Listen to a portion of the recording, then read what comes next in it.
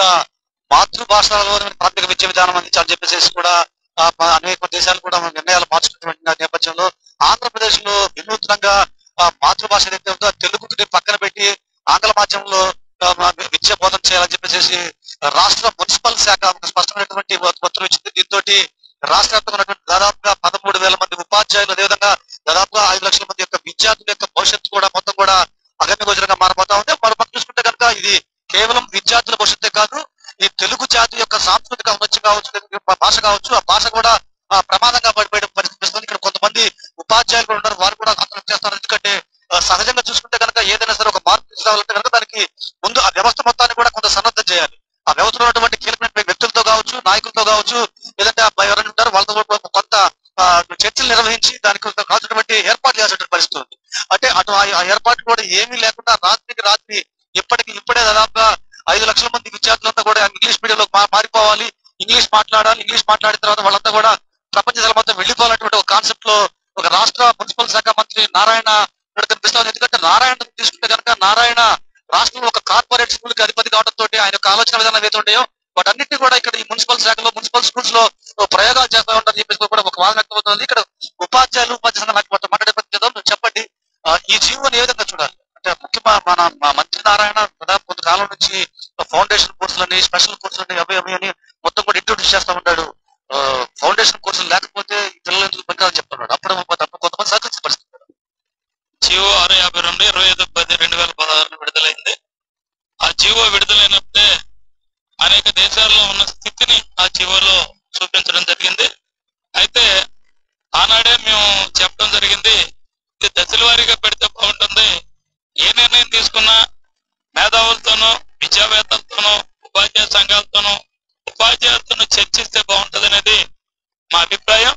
మరి ఏదైనప్పుడు కూడా ఈ జియోని మరి అకస్మాత్తుగా రాత్రికి రాత్రే 1 నుంచి 9వ తరగతి వరకు మరి మొత్తం తెలుగు మీడియం అంతా ఇంగ్లీష్ మీడియంలో మారిపోవాలంటాం.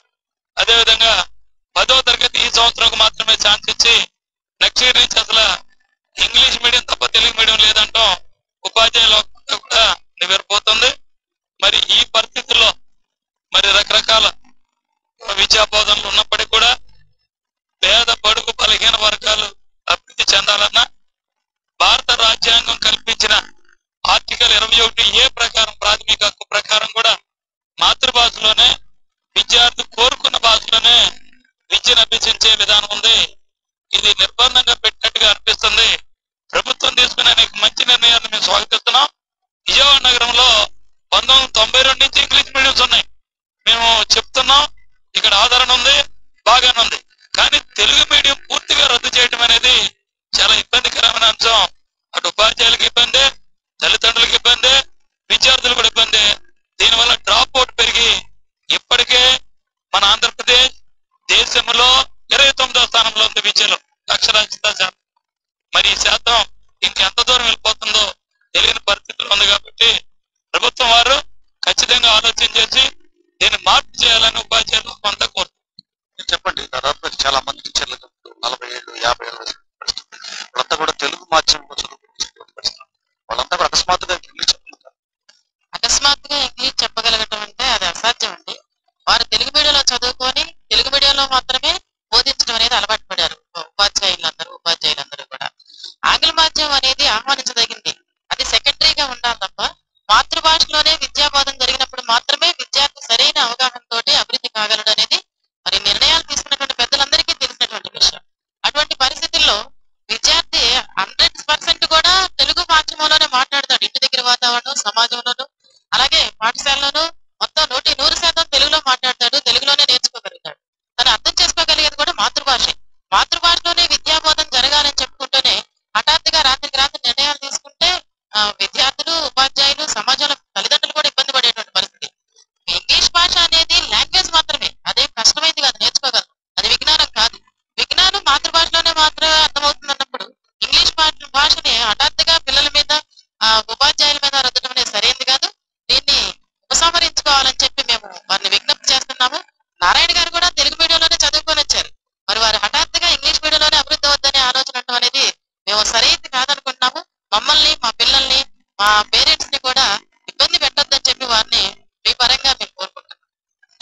కాన్వెంట్లు కార్పొరేట్ పాఠశాలలో చదివించే పిల్లల తల్లిదండ్రులు కొంచెం చదువుకున్నట్టు వాళ్ళు ఉన్నారు.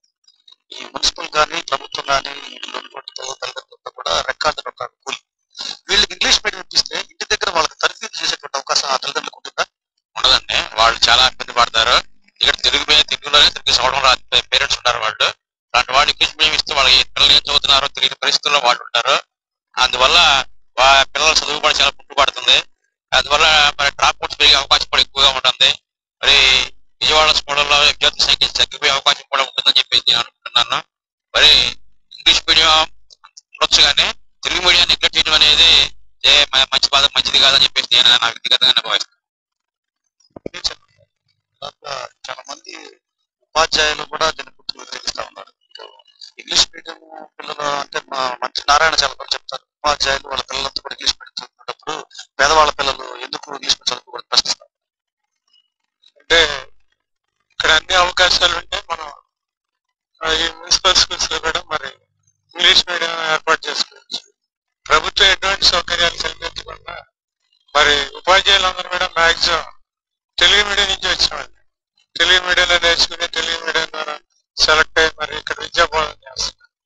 అదే ప్రైవేట్ స్కూల్స్ కార్పొరేట్ స్కూల్స్ చూసుకుంటే వాటిలో మరి అన్ని సదుపాయాలు ఏర్పాట్లు చక్కగా ఏర్పాటు చేస్తారు. మరి ప్రభుత్వం హడావుడిగా ఏదో జీవో ఇచ్చేసి మరి విద్యార్థులందరినీ కూడా ఇంగ్లీష్ మీడియంలో చదవాలంటే అది సాధ్యమయ్యే పని కాదు. ఇది ఉపాధ్యాయ సంఘం ఉపాధ్యాయ అందరూ కూడా దీన్ని పూర్తిగా వ్యతిరేకిస్తున్నాం.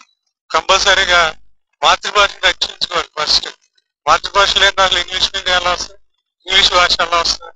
కాబట్టి ప్రభుత్వం కూడా పునరాలోచన చేసుకుని మరి తెలుగుని బతికించాలి. కాబట్టి తెలుగు మాధ్యమాన్ని కూడా ఉంచాలని మేము అందరం కోరుకుంటాం. కొంతమంది ఉపాధ్యాయులు చెప్పండి అమ్మా, ఇప్పుడు తెలుగు మీడియంలోనే కొంతమంది పిల్లలకు చదవటం రాయటం రానటువంటి పరిస్థితి కనిపిస్తాం. ఇటువంటి నేపథ్యంలో వాళ్ళకి ఇంగ్లీష్ వచ్చే పరిస్థితి పిల్లలు బడికి వస్తారా, భయపడి పారిపోతారు? పిల్లలు బడికి రావడం కష్టమేనండి. ఎందుకంటే బేసిక్ గా పిల్లలకి ఇంట్రెస్ట్ ఉంటే కనుక ఏ మీడియంలో అయినా చదువుతారు. అది ఇంట్రెస్ట్ లేకపోతే కనుక కష్టం. పిల్లల చేత బలవంతంగా మనం చదివించలేము. ఇప్పుడు కొంతమంది ఇంగ్లీష్ మీడియం తీసుకున్నారంటే ఇష్టపడి తీసుకున్నారు కాబట్టి చదువుతారు. కొంతమంది ఇష్టపడలేదు, తెలుగు మీడియంలోనే ఉంటున్నారు. వాళ్ళని ఇప్పుడు ఫోర్స్ చేసి ఇంగ్లీష్ మీడియంలోకి పంపిస్తే కనుక వాళ్ళు ఎంతవరకు సక్సెస్ అవుతారని చూస్తే కనుక ఇక్కడ కొంత అందరూ కూడా ఉపాధ్యాయులందరూ కూడా కొంత వ్యతిరేకం వ్యక్తం చేస్తున్న పరిస్థితి ఉంది. అసలు పుస్తకాలు ఉన్నాయి ఇంగ్లీష్ మీడియం? పుస్తకాలన్నీ రాలేదండి. అసలు ఎటువంటి జీవో అయితే వచ్చింది ప్రచార మాధ్యమాల్లో వచ్చింది తప్ప ఎంతవరకు దానికి సంబంధించిన మెటీరియల్ కానీ ఇతరత్ర అంశాలు కానీ ఎంతవరకు దాని మీద ఒక శిక్షణా తరగతి కానీ ఏమీ కూడా లేవండి. మేము కోరేది కూడా అదొకటి, పూర్తి సరంజామా ఇచ్చి విద్యా మేధావులతో మాట్లాడి ఉపాధ్యాయులతో మాట్లాడి సంఘాలతో కూడా మాట్లాడి ఏ మార్పు అయినా చేయాలి తప్ప మాతృభాషకు విద్యార్థిని దూరం చేయడం అనేది మంచిది కాదు. అదేవిధంగా తెలుగు మీడియాన్ని ఖచ్చితంగా కొనసాగించలేదు ఉపాధ్యాయులందరూ అభిప్రాయంగా మీకు తెలుగు టీచర్ గారు ఉన్నారు, చెప్పండి. తెలుగు భాషలోనే చెప్తే పిల్లలకు సులువుగా అర్థమవుతుంది. అంటే తెలుగు భాష కాదు, ప్రపంచంలో ఏ భాష పిల్లలు ఆ భాషలో చెప్తే సులువుగా అర్థమవుతుంది అందరూ కూడా చెప్తున్నారు. ఈ నేపథ్యంలో అసలు మన పిల్లల పరిస్థితి తెలుగు ఎంతవరకు చదువుతుంది? మన మాతృభాష తెలుగు కాబట్టి తెలుగులో అయితేనే బాగా పిల్లలు అవగాహన చేసుకుని చక్కగా చదవడానికి వీలవుతుంది. తర్వాత ఏ భాషలోకైనా మన భావాన్ని మనం అవగాహన మనం ముందు తెలుగులో చేసుకున్నాక తర్వాత వేరే భాషల్లో దాన్ని అనువాదం చేసుకుంటాం మామూలుగా. కాబట్టి తెలుగు ప్రధానంగా అసలు మన తెలుగు భాషనే మనం వదిలిపెట్టుకుని మన మాతృభాషని అమ్మని కాదనుకున్నట్టుగా అవుతుంది. మాతృభాష తెలుగు కాబట్టి తెలుగుని ముందు అసలు వదిలిపెట్టుకోకూడదు. ఇంగ్లీషు మీడియంలు ఉన్నప్పటికీ కూడా వాళ్ళు కూడా తెలుగులో అవగాహన చేసుకుంటూ ఇంగ్లీష్ లోకి పెడతారు. పూర్తిగా తెలుగును వదిలేసేస్తే తెలుగు మన అమ్మని కాదన్నట్టుగా అవుతుంది అని నా అభిప్రాయం. మొత్తం చూస్తుంటే కనుక తెలుగు భాషను పూర్తిగా వదిలేస్తే పిల్లలకి ఏమీ అర్థమయ్యేటువంటి పరిస్థితి ఉండదు. పాఠశాలలో ఇంగ్లీష్ చెప్తారు, ఇంటి దగ్గర అమ్మా నాన్నలు తెలుగు మాట్లాడతారు. ఈ రెండింటి మధ్య పిల్లలు నలిగిపోయేటువంటి పరిస్థితి.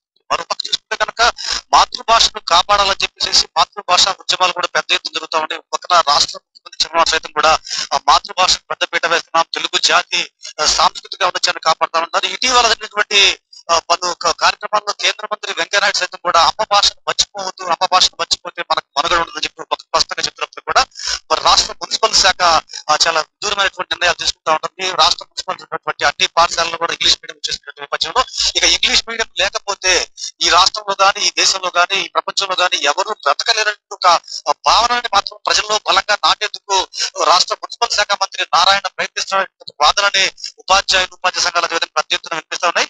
దీని మీద ఉపాధ్యాయులు ఉద్యమానికి కూడా సిద్ధమవుతున్న పరిస్థితి. ఎందుకంటే దాదాపుగా అందరూ కూడా తెలుగు మీడియంలో చదువుతున్నటువంటి ఉపాధ్యాయులంతా కూడా తెలుగు మాధ్యమంలోనే బోధించిన సత్తా ఉంటుంది కాబట్టి అకస్మాత్తుగా ఇంగ్లీష్ మీడియం బోధించడం తమ వల్ల కూడా కాని